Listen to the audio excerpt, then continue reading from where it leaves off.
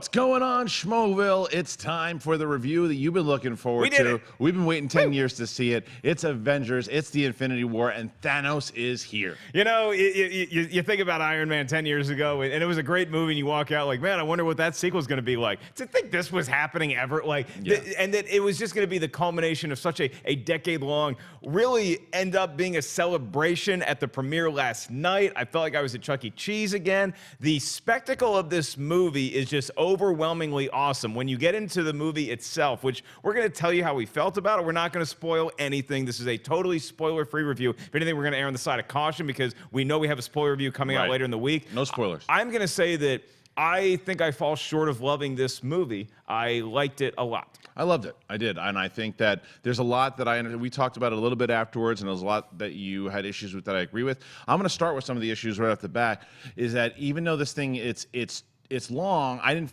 feel that it was that long, but the thing is, there's so much going on that it's tough to really engage fully in one particular character because there's so many characters, and it's like you have to look at it like vignettes that are going on inside of Thanos' story, because that's really what this movie is. It's Thanos' story, and the overall standout of this movie is Josh Brolin, and whoever played his #1 helper, by the way. I got to find out that actor's name because that guy was incredible. But I think Thanos was a story. I think there was a couple things. There was one particular performance that I thought was unnecessary. Some of the comedy worked really well, and although I liked a lot of the Guardians humor that's in this movie, I thought that it started to get my problem with Guardians 2. It's like, oh, here we go.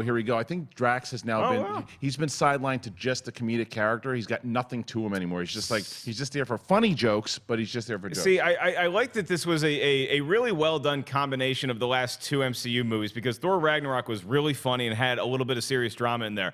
Black Panther had a lot of serious drama and had some nice humor in there, too. This was a great meshing of the worlds, which I did not expect. The humor, to me, was the highlight of the movie. I laughed a lot, and the jokes hit hard from a number of different areas, places that you normally rely on in the MCU for humor, and some other places that you're like, oh, that's fun. I didn't expect to see that. There's a lot coming at you, humor-wise. No, there were times that the humor was just on point, and then there were just other times where, again, I thought all the humor was really good. There was just times where I was just like, all right, let's just scale it back just for a second.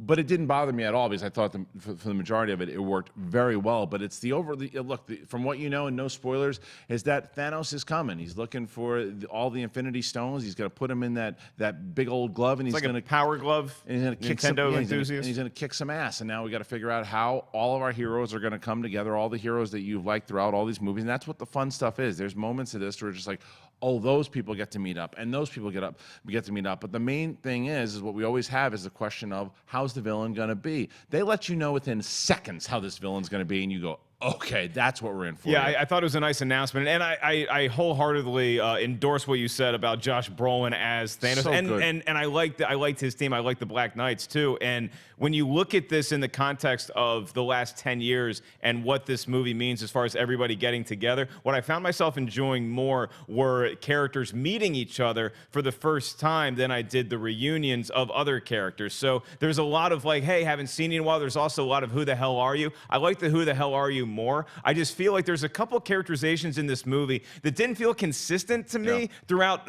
from the beginning to the end, and that started to weigh on me more than I thought it would. And I do feel like the movie plods along sometimes. I feel like a lot of the MCU movies, Civil War is the one that first stands out in my mind, but I'd throw Avengers and Black Panther and the first Iron Man in this pool as well, is that those movies just move at such a nice clip. This movie, it takes its time, and I think sometimes it takes a little too much time with particular scenarios, but this is not a huge gripe that I have with the movie, because overall I still really had a good time with not just the humor, with the action as well. Well, I think that's, again, when you have that many characters too, there's a matter of the consistency. You think about the monumental task that the Russo brothers had, you know, it's like, well, yeah, I didn't think that story or this, but it's like, think of the job of directing this movie. It's a damn near impossible task, and they did it pretty damn well. Yeah, I thought they did. The Russo brothers had a lot. I think this is the best. I mean, do they sleep? Do they drink a lot of coffee? How do they do this? Whatever it is, it's a collaboration throughout all the performances, everything to kind of wrangle in all these personalities. And like you said, there are some personalities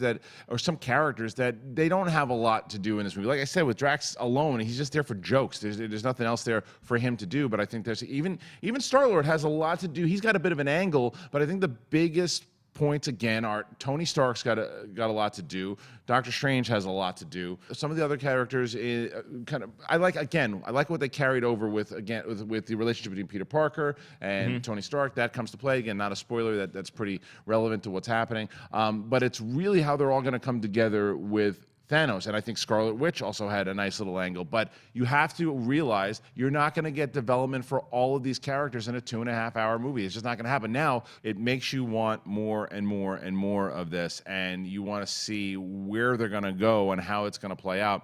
One post-credit scene, so be prepared for that. People always wonder for the two. Yeah, they usually give us all the goods at the press screenings now, which is nice of them to do. Yeah, so don't get upset when you what are they doing?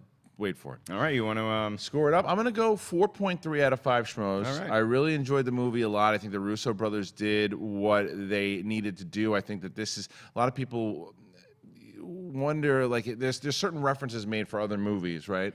And they're thrown around pretty easily sometimes. I think that this one delivers on certain comparisons that are made with this particular movie. Okay, I'm gonna go. I can't quite get it to 4. I'll be honest with you. Really? Yeah, I had 3.9 out of 5 schmoes. Look, I enjoyed the hell out of it. I thought that you take the last 10 years and all that body of work and you throw it into one movie. I'm impressed with what they were able to accomplish. I liked it a lot, just didn't quite love Infinity War. Yeah, Thanos alone to me gets it to 4 and over, because I thought Thanos is probably and you guys know how much I liked Killmonger. He was my favorite villain. I think Thanos right now is my favorite villain of all time. He is the only one that I've ever seen so much of all time in MCU.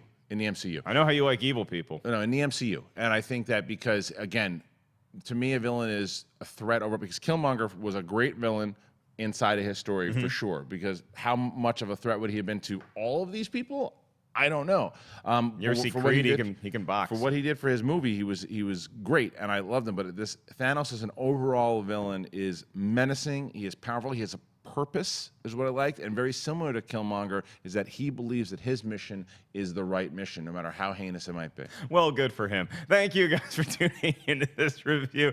Who do you guys think you're going to agree with? And let us know once you see the actual movie. Comment and let us know what you thought about Infinity War. And obviously, stay tuned to your friendly neighborhood schmoes, because we'll have our spoiler review up later on in the week. Just as soon. What do you say? Thursday night, probably get that thing up, right? Thursday night and Friday morning. Because people see this movie now on Thursday. Yeah, you come home after you watch, but it's a long movie. It's a 3-hour movie, so maybe Friday morning. We'll see. 2.5. You can sleep for a couple hours, then come back and watch the spoiler review. Right up there, you can check out the latest episode of the Harloff and Ellis Show. Right down there, you can check out our latest movie review, which is probably that Joaquin Phoenix movie. Not quite as big as this one. It's over there. And then you can subscribe and get some T-shirts right here. See y'all real soon here in Schmoville.